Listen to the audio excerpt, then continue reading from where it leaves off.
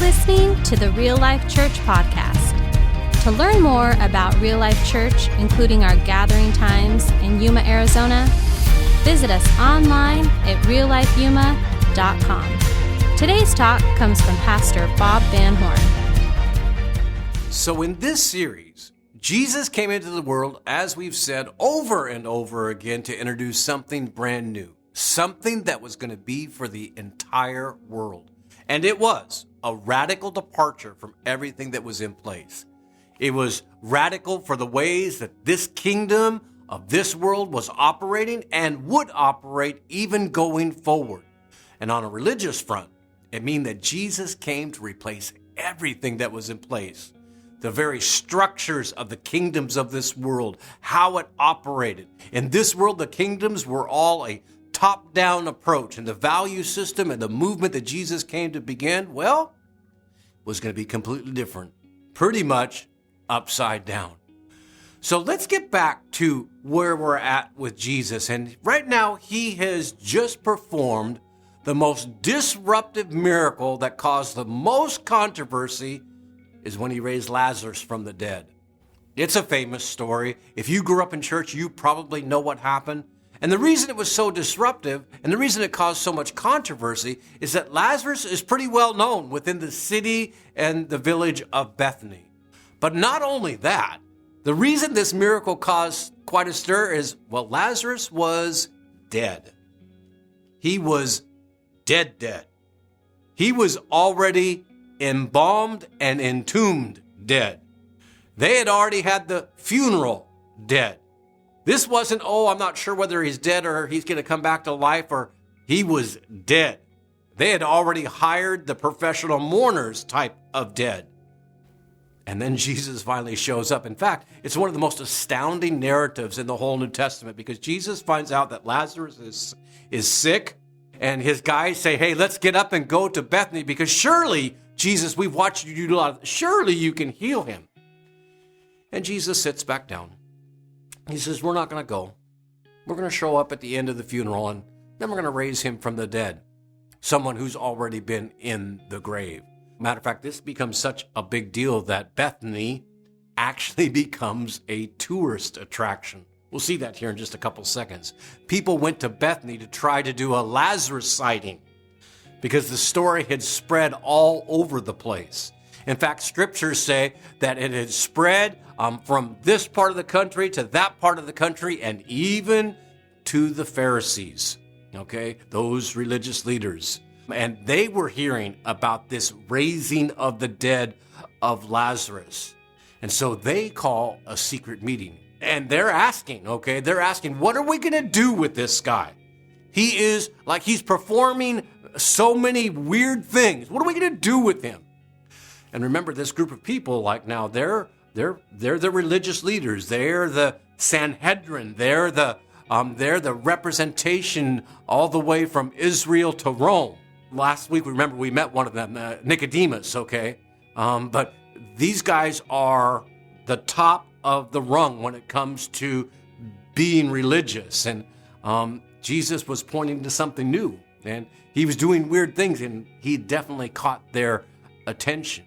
They come up and they say, man, if we don't do something about this, if we don't stop him, they're going to come and they're going to take away our place, and they're going to come and take away our nation. And isn't that just kind of weird that these religious leaders would be so concerned about this one man named Jesus that they were afraid that maybe he or Rome would come and take away their temple? And if you took away the temple, you took away from the nation. And if you took away from the nation, you took away from their jobs. And if you took away from their jobs, you took away from their livelihood. And remember that Jesus did come to replace everything. And that's exactly what he was doing. And even today, we have a hard time letting go of the things that Jesus came to undo. Remember that. So Jesus was being sought after by these Pharisees, this religious group of people. And if you're following along in the scriptures, that said that Jesus actually kind of went a little bit covert, if you want to call it that. And instead of publicly walking amongst the Jews, basically he stayed more along the fringes okay? And he stayed with his disciples because it wasn't Passover time yet. And he knew the plan, but he didn't want to get arrested. And he didn't want to be, crucified before his time. And it says that Jesus, again, somehow, some way, was able to evade the Pharisees. He would be here and then he would be gone. Now, Passover was coming, okay? And I will tell you that during Passover, and we've discussed this on numerous occasions, that people from all over the territory would flood towards Jerusalem. It was like one big homecoming event that they would annually, everybody would come back to Jerusalem to celebrate.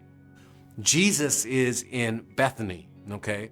And maybe they're going to kind of try to find out and check out what Jesus is doing in Bethany and maybe get a hold of or a sighting of Lazarus as well.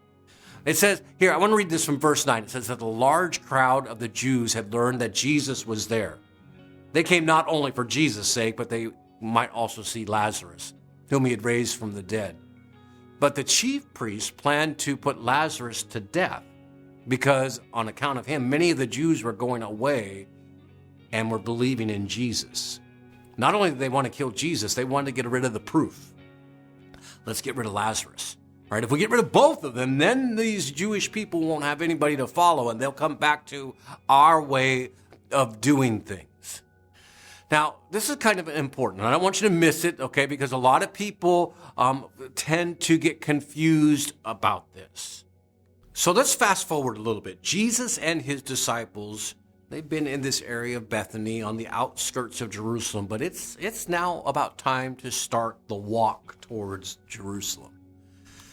And as they begin this walk, Jesus is still in the mindset of trying to teach his disciples. And even though he has this great conflict with the Pharisees, he is all about teaching his disciples, because soon it will only be them that will be left behind to carry on this narrative of Jesus. It says they were going up towards Jerusalem, and Jesus was walking on ahead of them, and they were amazed because the crowds were there. People are gathering. I said that he's maybe even more popular than the Passover. People are pressing in on him. They're saying words like Hosanna, and I mean, it's quite a scene, okay?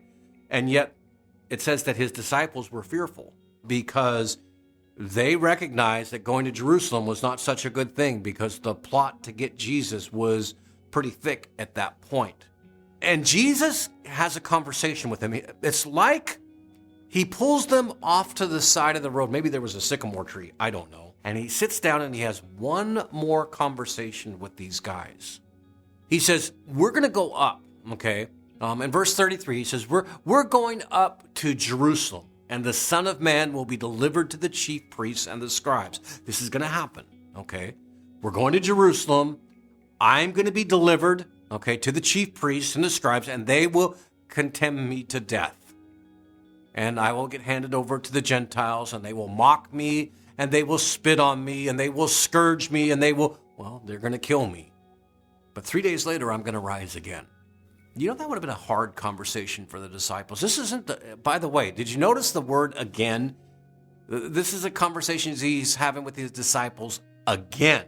This isn't the first probably or the second time they've heard this conversation. And now he's on the road to Jerusalem where these actual events are going to take place. And he's going to remind them again, I'm going to be delivered up.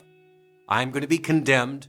They're going to mock me. They're going to spit on me. They're going to scourge me, and they're going to kill me. But 3 days later, I'm going to rise again. So they finish this discussion, and maybe they jump back on the road and get back on the road towards Jerusalem. And now a couple of the guys want to have a conversation with him, James and John. It says that James and John, the two sons of Zebedee, come up to Jesus saying, Teacher, we want you to do whatever we ask of you. Would you just say yes before we even ask you? That would make it a whole lot easier. And Jesus says, well, what do you want me to do for you? And they said to him, grant that we may sit one on the right and one on the left in your glory. After the mocking, after the spitting, after the flogging, after the crucifixion, Yeah, all that's going to happen, but would you allow one of us to be your number? Well, we can't be number one because you're number one, Jesus, okay? But can we be number two, one on the right, and then three be on the left? Is that possible? Could we have some positions of authority in your kingdom organization? Because after all, this is where it's headed, right? You just told us that you were going to be flogged, spit. That's where it's going, right? I love what Jesus says next, by the way. He says, you have no idea what you're asking. That must have been a cool conversation. You have no idea what you're asking. Are you able to drink of the cup that I'm about to drink or be baptized with the baptism which I'm about to be baptized? You have no idea what you're asking for. You can't handle what's going to come next.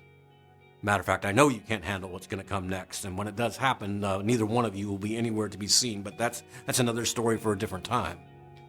And by the way, when the other guys hear what James and John are asking for, one to be seated on the right and one to be seated on the left, it says that they get mad.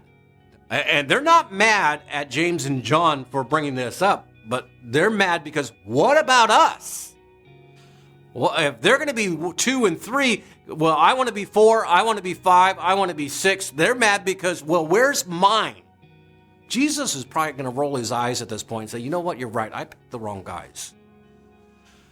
So it says that Jesus went along with his disciples and he says, okay, let's have another conversation.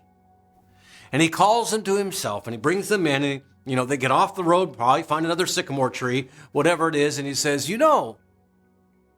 those that are recognized as rulers of Gentiles lord it over them, and their great men exercise authority over them. You disciples, you know how they rule, right? From the top down, and that they exercise their authority. And basically, if you're on the bottom end of the rung, well, it stinks for you. Well, the disciples would have looked at them and said, yeah, we know how that goes. We know exactly how that goes. Because we've been on the low end. We've been under this Roman oppression. We've been under this Roman rule. We get that it goes from the top down. All 12 of them would have understood that. And that's why they were asking Jesus to be on the top. They wanted to be on the top of the pyramid, didn't they? We know exactly how it works. We get it. We want to be on the top. We want to get what we deserve. But it is not this way among you. Not so with you, Jesus says. What I'm introducing, guys, is brand new. What I'm introducing is completely different. What I'm introducing is an extreme departure from the kingdom of this world, its resources, its power, its authority, and it will be managed differently in my kingdom. And if you're going to be a part of my kingdom, if you're going to be a part of my movement, you got to get this right. You got to get this straight. This is what Jesus is saying, that power and influence is not for the powerful, and the influence is to be used for those who need it. In my movement, Jesus says, influence will be used completely different, with different people in mind. And Jesus says, whoever wants to be great, learn to be a servant. Now, we don't understand this whole idea behind servants too much. Matthew probably would have understood, though. He probably had servants. He was a tax collector. He probably had lots of people that were serving him. Do you know what it means to be a servant? It means to go to the back of the line. Nobody wants to go to the back of the line, right? And Jesus says not only do you got to go to the back of the line, but it gets worse. So you got to be a slave. So you want to be a leader in my kingdom, my upside down kingdom, then learn to be a servant, learn to be a slave, learn to be last. Jesus responded, just like I have, the Son of Man. And I honestly believe the next statement that Jesus says ought to be something that we Christians memorize. It ought to be the leadership principle that we put in place in our families, in our communities, and in our work. And oh, if we could do it, it would radically change our life and the lives of people around us, then be willing to lay your life down for your subjects. Jesus said, I'm not asking you to lay down your life for me. I'm asking you to lay down your life for one another. And you know what? You know what's amazing about this conversation that Jesus is having with his disciples? They get it. They really do get it. They understand this whole principle. Matter of fact, Matthew, Mark, Luke, and John, when we get to the book of Acts, you know, the Acts of the Apostles after the resurrection, you know the very first problem they have in the church, in that early church, you're never going to guess what the first problem was. That those apostles, those teachers, those people who had been the eyewitnesses of Jesus, they were waiting on tables. They were feeding the widows and taking care of the widows. They got what Jesus said. They went to the back of the line. This is what made the first century church just grow. People were attracted to this instead of the top-down approach that the leaders actually served and were slaves to the others. Can you imagine this? Peter, we got Bible study tonight. I need you to go lead Bible study. Nope, can't do it. I gotta take lunch over to the widows. Okay, Peter, can someone else do it? Nope. Jesus told us that, not to get too big for our britches. And I'm trying to do the most lowly thing I can do. I'm taking a meal over to the widows right there in Jerusalem. That's the best thing I can do. And they literally did.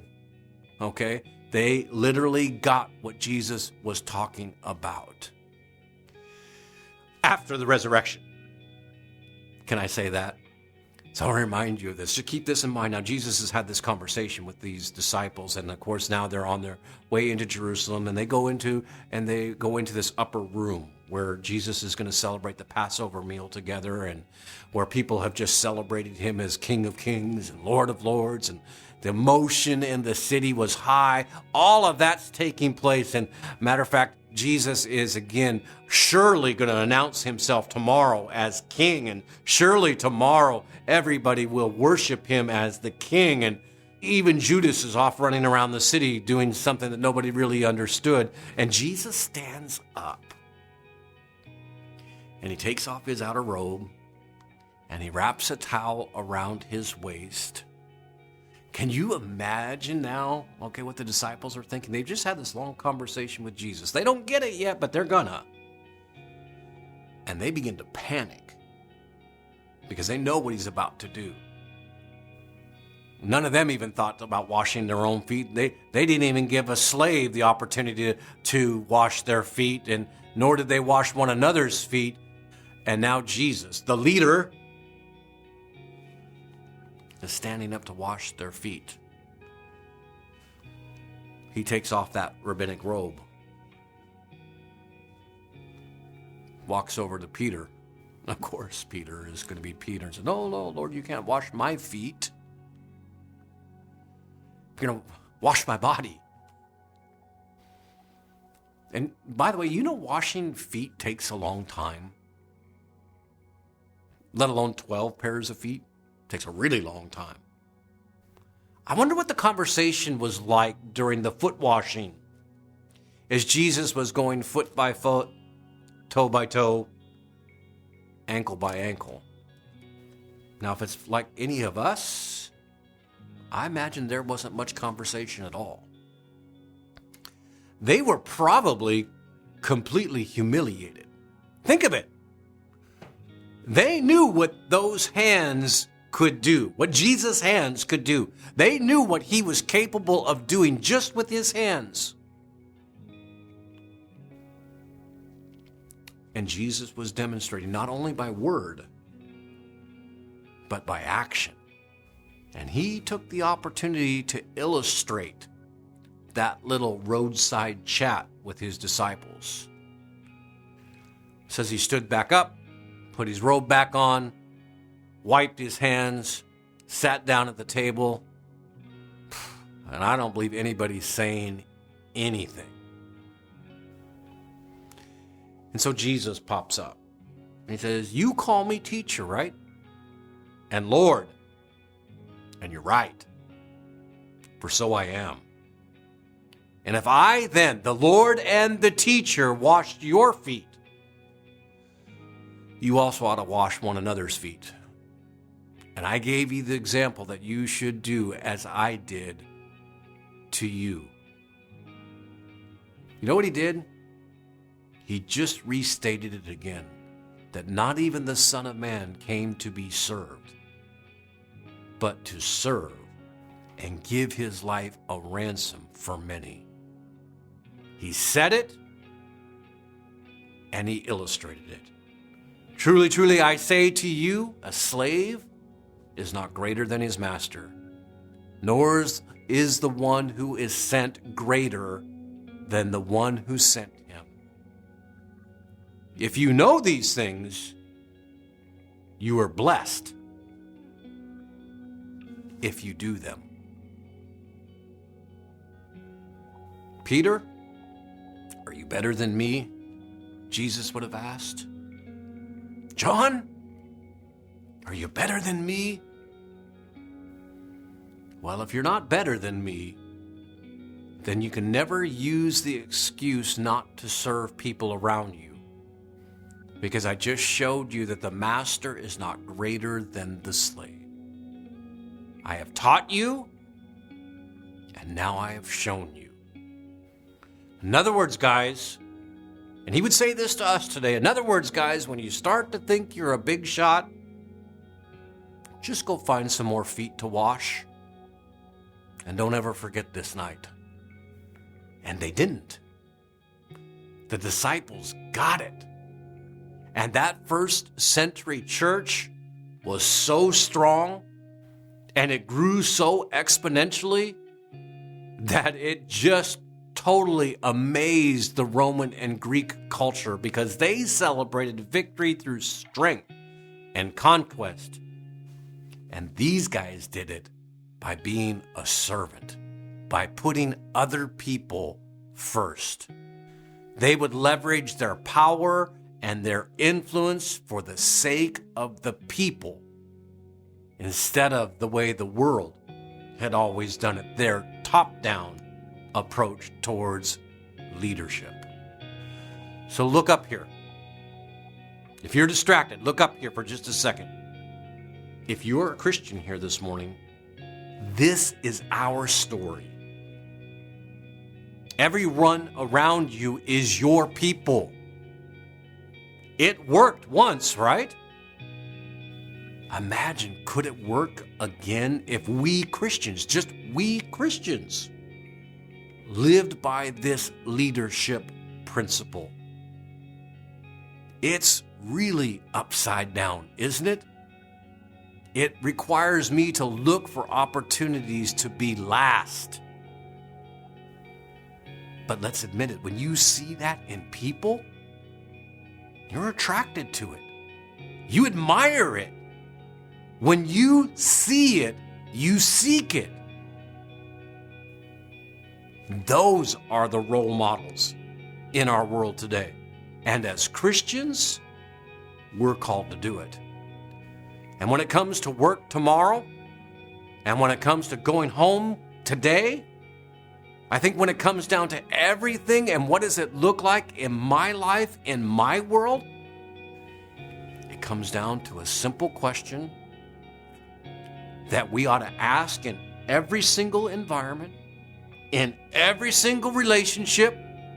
It's a question you as a leader, it's a question I get asked a lot, but I don't ask enough. And if you're a leader, if you're the boss, if you're the manager, if you run the franchise, if you're the man or if you're the woman, you probably get asked this question a lot, but you probably don't ask it enough. But in this upside down world that Jesus introduced to us, it's how we ought to be. You know what the question is? How can I help? How can I help? How can I leverage me for you? And as Jesus followers, we ought to ask this question often. We ought to ask it everywhere. It had the ability to change the world back then, and it has the ability to change it today. Look, I'm going to say this to me first. Bob, you've lost your excuse. Go do for others what's been done for you.